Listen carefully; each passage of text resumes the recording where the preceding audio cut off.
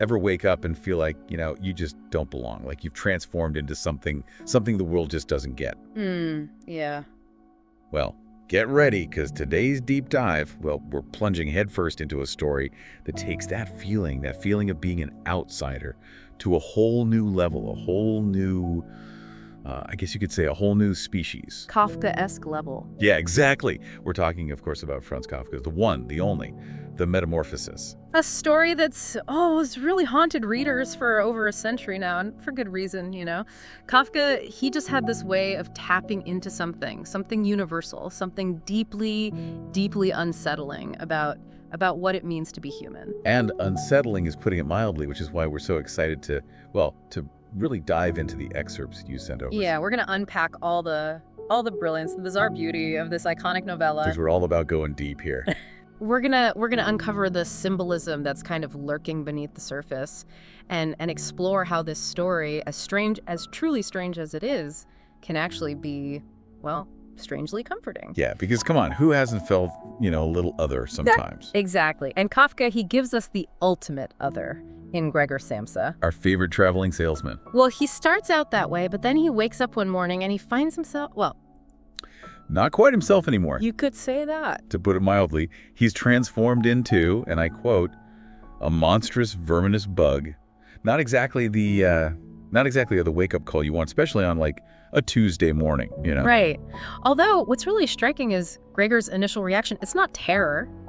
It's not existential dread, which you might expect. It's annoyance. Annoyance. Yeah, he's worried about missing work, about disappointing his boss, like, ugh, not this again. Can't a bug get a break around here?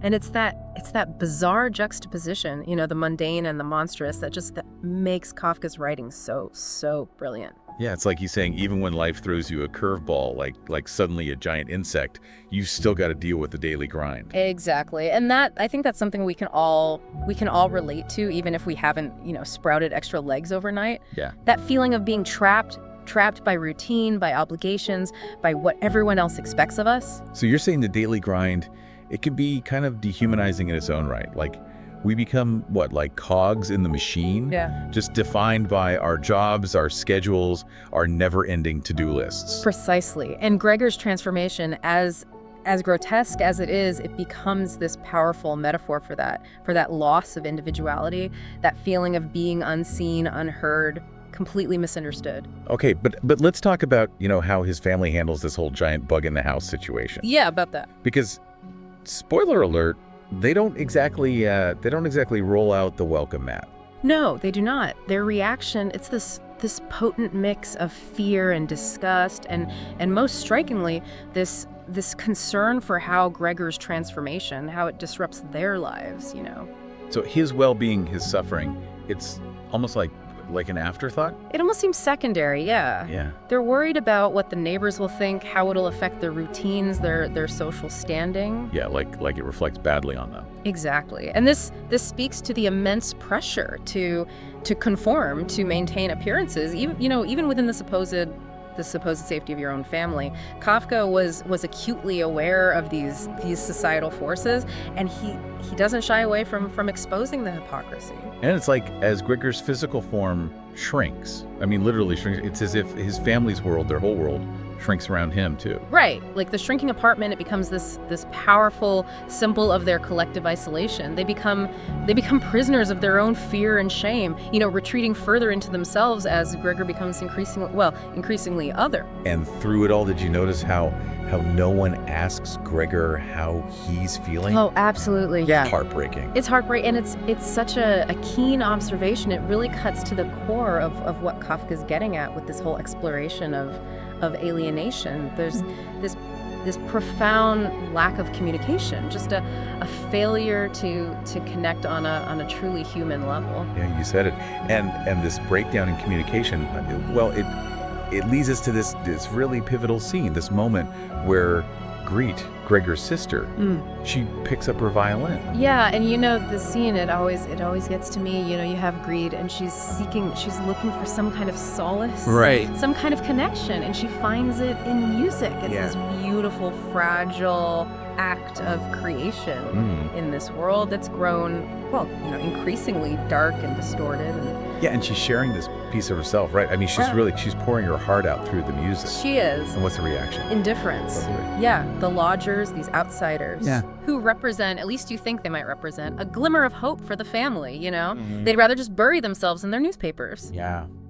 It's this indifference, this utter lack of appreciation for something so pure and vulnerable. Yeah. And that's what finally pushes Gregor to his breaking point. He's like, that's it. Enough. He's like, no, you will not treat my sister this way. Right. He's trying to protect her, to shield her art from the coldness of the world.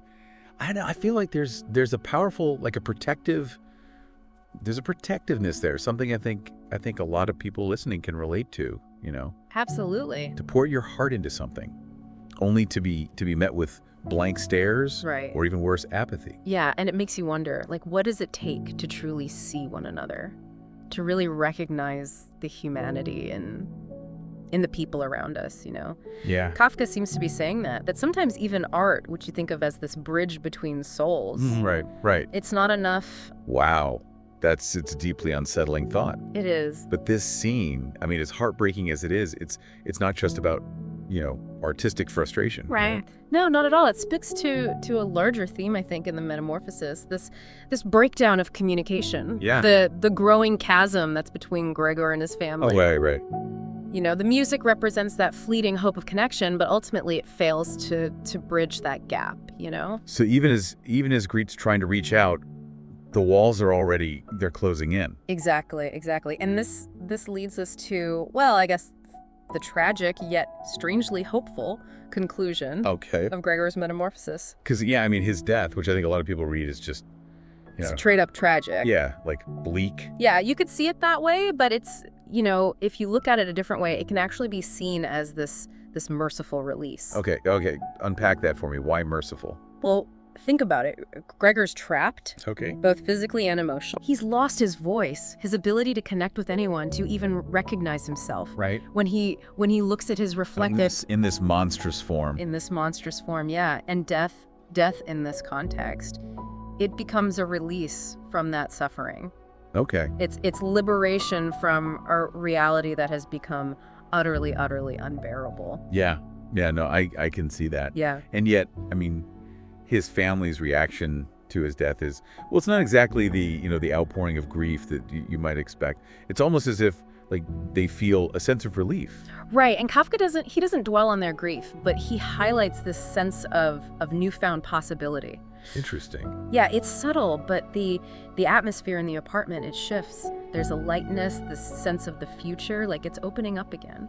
So even in tragedy, even in the grotesqueness of it all, Kafka's offering us this glimmer of hope. Precisely, yeah. It speaks to the resilience of the human spirit. Yep. The cyclical nature of life, that even the most devastating events, the ones that we think are going to shatter our world, can lead to unexpected change, even liberation, Think about how often, like, you hear stories of people who go through, profound loss. Right. And they come out on the other side with this renewed sense of purpose, this deeper appreciation for life. It's like they say, sometimes you have to break down to break through. Exactly. And while I'm not sure I'd go so far as to say that Gregor's transformation was a positive thing, I think it forced everyone, including the reader, to confront some pretty uncomfortable truths about themselves, about their relationships with others. About what really matters. Exactly. It makes you wonder, what would we do if we woke up one morning and someone we loved had transformed into something else, something other? Right.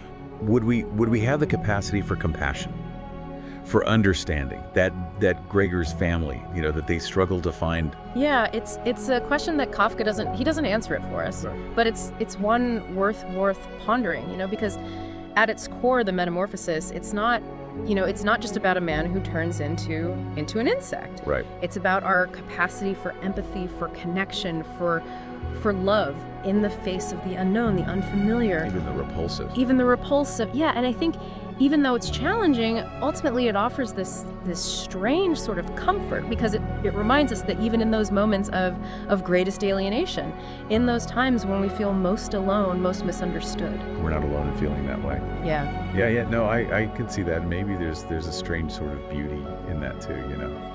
In those shared moments of vulnerability, those times when we we let down our guard and allow ourselves to be truly seen. Yeah. Even in our most, Gregor-esque states.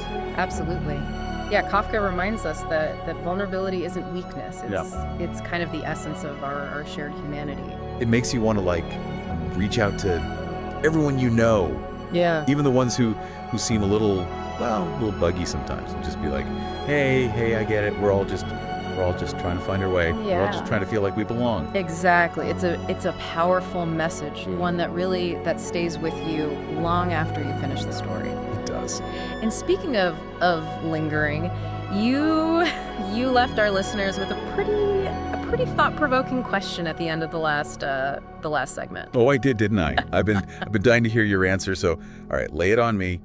If you could only save one object from Gregor's room, oh man, what would it be? And more importantly, why? You're really putting me on the spot here. But after giving it some thought, I think I'd choose the apple. The apple, the one that's lodged in his back. Okay, Yeah. that's an interesting choice. Walk me through it. What's the thought process there? Well, I mean, on the surface, right? Right. It represents pain, suffering, maybe even betrayal. Yeah. It becomes a symbol of Gregor's isolation and kind of the catalyst for his decline. But I think if you look deeper, the apple takes on this whole other meaning, Okay, I'm listening. I'm following you. because it becomes a catalyst for change. Okay. Even liberation. Remember, it's ultimately what leads to Gregor's death, which, Right. as we discussed, can be seen as a release from his suffering. Right. So the apple, in a way, kind of sets him free. Wow, that's a perspective I hadn't even considered. It's a good reminder that sometimes the things that cause us pain, the things that we initially think of as negative or destructive, can actually lead us to these unexpected transformations. Exactly. Wow. Exactly. And there's just something about the apple's simplicity. It's so concrete. Right. It resonates with me, in a story that's full of such surreal and symbolic imagery. The apple, it remains this tangible, Right. almost grounding element. I love that it's like this little piece of reality Yeah. in this world that's been completely turned upside down. Precisely. And for me, it's this reminder that even in the middle of all the chaos, all the uncertainty, there's still beauty Yeah. in the ordinary, in the tangible, and the things that we can actually hold on to. Yeah, it's like Kafka's inviting us to find meaning, maybe even hope Yeah. in these really unexpected places. Exactly. And sometimes those unexpected places, they can be as simple as, well, an apple. This has been amazing. Thank you. This has been such a thought-provoking deep dive. It's been a pleasure. The Metamorphosis it's one of those stories that just it stays with you. It does. You find yourself constantly returning to it.